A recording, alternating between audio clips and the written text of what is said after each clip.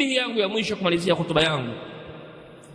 Hii tambihi inamhusu kila mwenye akili, kila aliyekuwa mwerevu, mwenye uwezo wa kutafakari vizuri, inamhusu hii tambihi. Dola kubwa duniani ni 3 ambazo zimechukua hatamu kwa sasa hivi. Zamani zilikuwa tofauti, zamani zilikuwa zingine, na sasa hivi kuna zingine pia zipo kubwa. Dola ya Kimarekani ndio ya kwanza. Dola ya pili ni Urusi.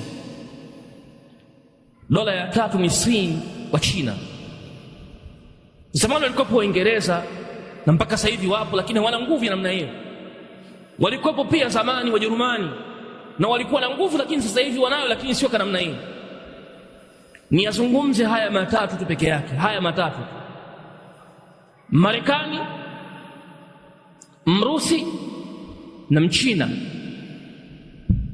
Na kuulizeni billahi alayhi, kwa nafsi zenu na ufuatiliaji wenu, umeshawahi kuona haya madola yanashadikia sana mipira, kutoa vipaji vikubwa ambavyo vitaenea duniani kama vile wakina Ronaldo au wakina Messi na wengineo? Mtafutieni Marekani, Mrusi wala Mchina. Mtafutieni jina la mchezaji mmoja maarufu sana China, ambaye dunia inamlipa pesa kweli kweli, anatajwa kwamba huyu ndiye kiongozi mkubwa wa mpira, anajua mpira kizawazawa. Rusia yuko wapi mchezaji huyo maarufu mkubwa sana? Ni vijuhudi vidogo sana vinafanywa, sio vijuhudi vile vyenyewe, ni juhudi ndogo tu za kusapoti mpira. Ataarifuna limadha? Mnajua ni kwa nini? Kwa sababu haya madola matatu nguvu yao ni kuutawala ulimwengu, sio kuustarehesha. Wanahitaji mali, wanahitaji kutawala watu. Hawana muda na mapumbao haya, vinakuwepo kama vile kusukuma gurudumu.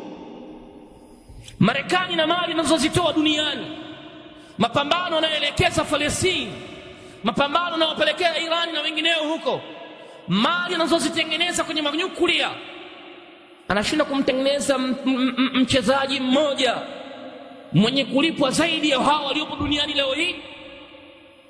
Mrusia aliyeweza kumiliki network ya duniani, mwenye uwezo wa ujasusi wa hali ya juu sana, anashindwa kutengeneza vijana maarufu duniani waliokuwa mahiri na wenye kulipwa mali nyingi sana.